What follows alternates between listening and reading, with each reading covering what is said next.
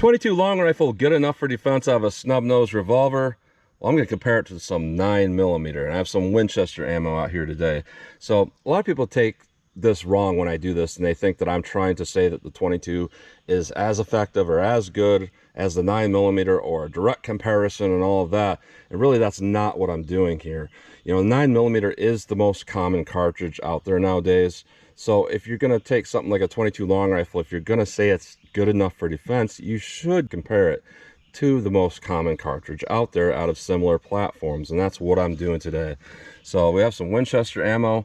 The 22 long rifle is the Winchester Varmint X 40 grain hollow point. The reason why I brought that out is because that is one of the more powerful cartridges I ran through my 18-inch Rossi rifle. I was getting 1336 feet per second on average out of that rifle. In comparison, the 40 grain mini mag only gave me 1120 or 1161 feet per second. So there, we got almost 200 feet per second more with that Varmint X than what we got out of, you know, with the mini mag out of the rifle. So I'm thinking if it's that much more powerful in a rifle, it's got to be pretty powerful in a handgun. And to compare that, I brought out some Winchester Defense so I could stay within the same brand. That's a 147 grain hollow point. That's just what I happen to have on hand, and I am curious about how that would perform out of a snub nose revolver as well. So I got my 2-inch barrel Taurus 905 to test the 9mm, and my 1.875-inch barrel Ruger LCR to test the 22. So we're going to go through the chronograph, see what kind of velocity and accuracy we get at the same time. Then I'm going to do my 10% clear ballistic gel test. So I'm going to go in the plain 10% clear ballistics to see what the best potential these are. I think we probably won't get hollow point expansion, but if we do, it's going to happen through plain gel where there's no fabric in the way that can clog a hollow point. So we'll do a plain clear ballistic shot, then I'll move on to doing more of a real world simulation shot. 4 layers of t-shirt material, followed by 3 inches of clear ballistics to represent hitting a pectoral muscle, followed by a 1/4 inch medium density fiberboard to represent hitting ribs or sternum, 16 more inches of clear ballistics, and another 1/4 inch MDF at the back to represent hitting back ribs. In that format, that's about a half representation of the density of flesh. So if we got 16 inches in here, that'd be more like 8 inches in a real living target. So we'll do our plain clear ballistic gel shot, then our real world simulation shot, then I will shoot at the steel target to see what kind of practical accuracy and shootability I can get with these. So let's get started with this test. All right, first up we have our 9mm 147 grain jacket hollow point. This is right at 990 feet per second. I believe that is through a 4-inch barrel. So let's see if we get here through my 2-inch barrel Taurus 905. See how close I get to 990.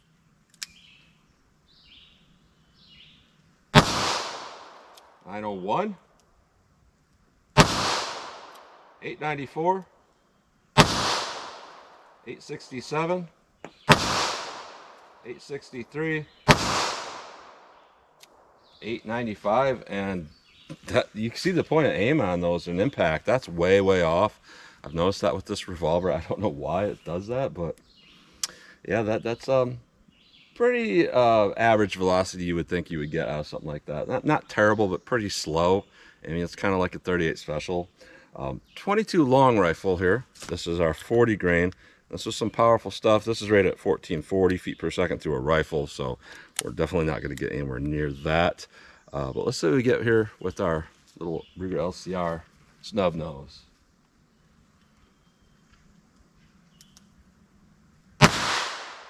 $996, $978,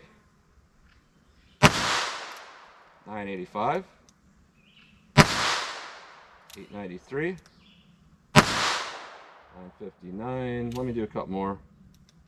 $1,013, $1,026, $993. So I fired a few more just because the velocity spreads were getting kind of inconsistent there. So that probably means I will have to put the chronograph up in front of the gel block to make sure, you know, if something goes wrong, we'll know why, because that's not super consistent. First few shots were pretty accurate, and definitely the recoil is very low because it's 22. So let's hit our ballistics gel block and see how 9mm compares to 22 long rifle. All right, first up, we'll do our plain clear ballistics shot. No fabric in the way that could potentially clog these hollow points. So this will give us our best potential to actually get hollow point expansion. Velocity is pretty low with this, so I don't know what to expect. But let's see what we get with our plain clear ballistics gel shot with our 9mm.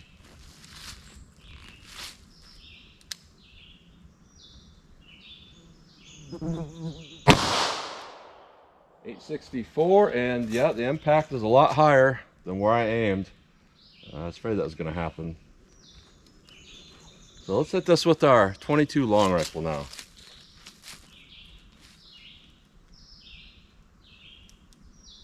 Let's go take a look.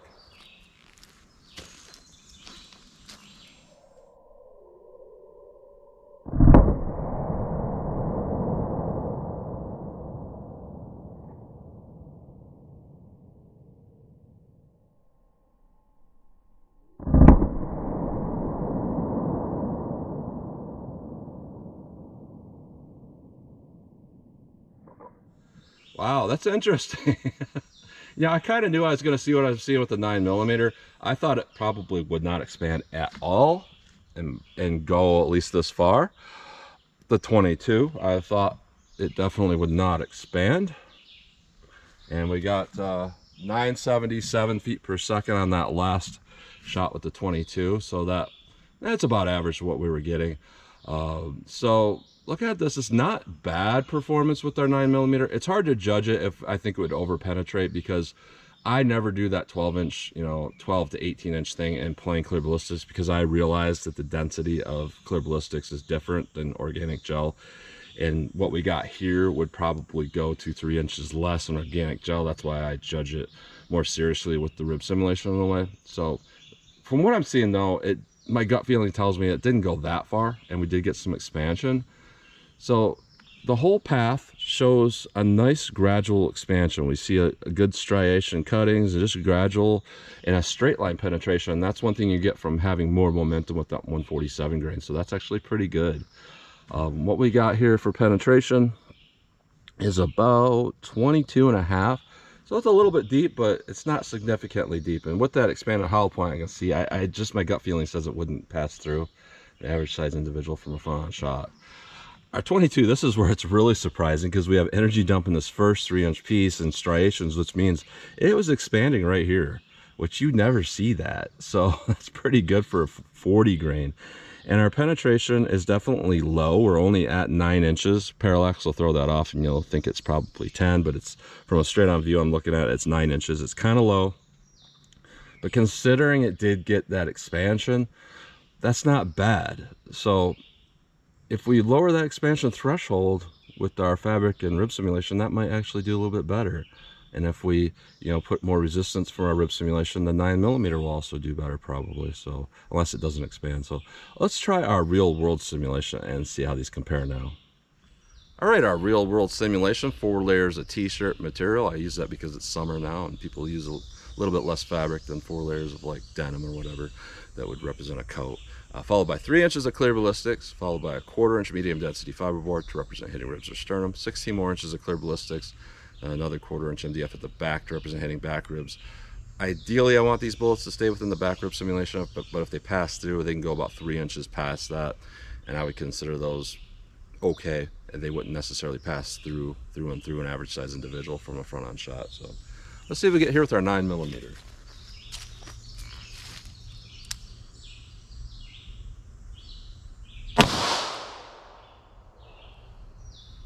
.854. All right. Let's hit that with our 22 long rifle.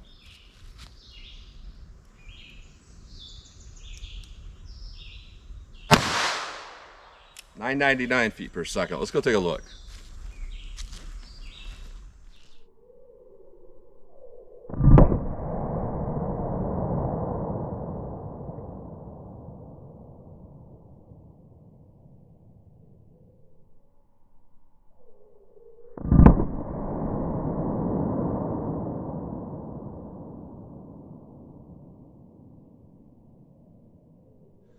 All right, so interesting overall. So I'm gonna say, these actually are doing a little bit better than what I thought they would do, especially that 9mm. I thought with this particular test, if we reduce this velocity down to snub nose level, we're just gonna zip right through both blocks, but it did not.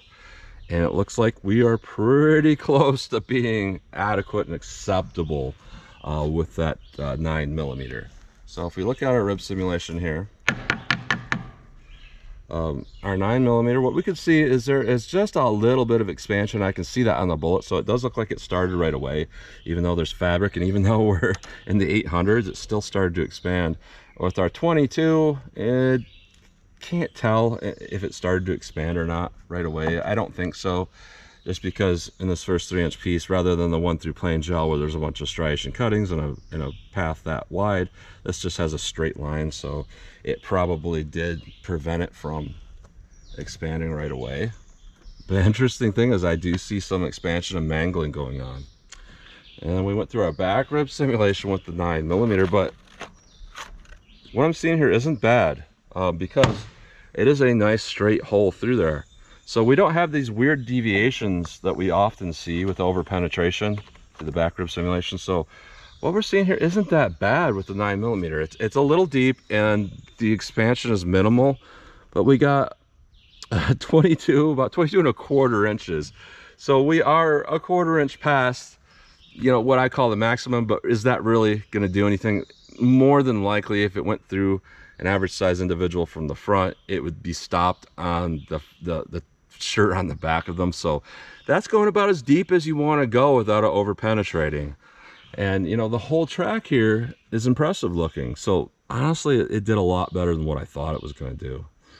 And also the 22 did as well. What I was hoping for with this 22, I didn't get. I was hoping that, it would be powerful, which it pretty much was, but that the bullet wouldn't expand and then we would get nice deep penetration, but we actually didn't. We kind of under penetrated on both accounts. But again, this is very consistent. And what we got here through our real world simulation is about 10.5 inches, which honestly, that's pretty darn close. And you got to remember the 12-inch minimum, doing about a half representation of the density of flesh and all of that. 12 inches was created because of the 1986 FBI Miami shootout and the determined in ballistics gel. The density of that equals, how far you got to go in a body from the side through an arm. I think it's like 6, 7, 8 inches, and it equaled out to 12 inches of organic gel, all that. So they came up with the 12-inch minimum through an arm shot. But what you actually would need through the front would be more like maybe 6, 7, 8 inches to be adequate from a front on shot, and we have that with these 22s. So I think they could be effective from a front on shot. You just have to be a little bit more careful with your shot placement with the 22 to make them work, and that's obvious information that everybody knows. But I would say the thing that stands out about all these rounds is the consistency. So Winchester's being consistent with its terminal ballistics anyway, so not bad. So let's pull these out of the block. We'll take a close-up look at these bullets, and I'll shoot our steel target and see what kind of practical accuracy and shootability I can get with these. All right, so here's a close-up look at these bullets going through plain gel, and these are quite impressive results that I was not expecting at all. Our 9mm, I mean, I could see that happening in plain gel. I thought maybe it would. But with that 22, I thought, no way we're going to get expansion. And if you look at that bullet, that's almost as big as the 9mm. The expansion is almost that big. So that is super impressive. But we can see that, the power of the 9mm is so much more significant, and with the bullet mass and momentum that we're going to penetrate, like over double than the 22. So yeah, big difference there, but impressive in their own right of how well those things did out of those short barrels, especially the 22. And when we look at going through our real world simulation, again, very impressive. We got about the same reduction in overall expansion size percentage, I would say. Our 9mm didn't expand much at all, but our 22 pretty much expanded the way it did through plain gel, not quite as big. So there was kind of a little bit less of a change with our 22. 9mm plain gel and real world simulation, and not so much of a change there either. I would say about the same between the calibers. So what that says is, Winchester, as cheap of ammo as they are and as much as they're mocked, I mean, this isn't bad performance overall for just basic budget ammo. Looks really good. So that's a close-up look at those bullets. All right, 14 yards from the target. I'm not going to back up from here because I got to get out of these woods. The heat index is exactly 100 degrees right now. It's a little bit warm for me. So yeah, I'm going to do this and roll out of here. But our practical shootability test here, I'm just going to get a sight picture, pop these off as fast as I think I can hit the target with these, and see if there's a big difference in the shootability. So 9mm through our 9mm revolver. See how this does.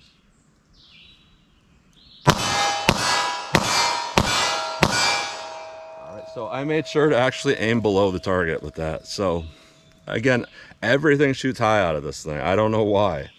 And it's not just that. Every time I've had a revolver that's chambered in a semi-auto cartridge, it does that for me. I don't know why it does that. But 22 long rifle. Now with this, we have 3 extra rounds over the max capacity of that. So let's see how this shoots.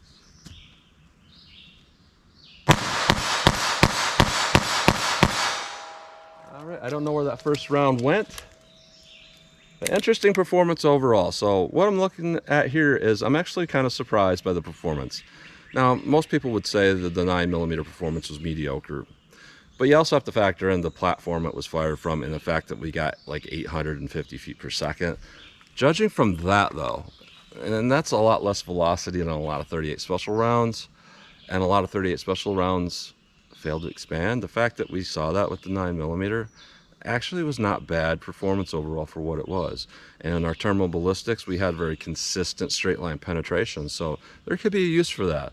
I mean, I wouldn't carry it personally because I prefer to have something that's going to expand out bigger right away and go less deep. I'm not really that worried about penetration, but there could be some instances where that could be the better round of ammunition for a person to carry, like if they wanted a round that they're walking in the woods and they're concerned about dangerous animals, but at the same time they want something that's gonna not over penetrate too badly if they had to use it on the street.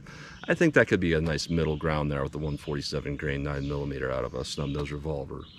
And look at the 22. Honestly, that was pretty good performance overall, because when you talk about 22 long rifle hollow points out of a snub-nosed revolver, less than 2-inch barrel, nothing expands pretty much. It's very rare to get expansion if you're talking a 40 grain. Now, some of the 32 grains and stuff like that will expand, but 40 grains, pretty much never. So to see that, that's actually pretty impressive. And also that there's just enough energy there that they would penetrate to, 10.5 inches, which isn't that bad overall. I think it would work pretty well for defense. So that is just some interesting results. So that's what you get today. So as always, comment, share, and like. And thanks for watching.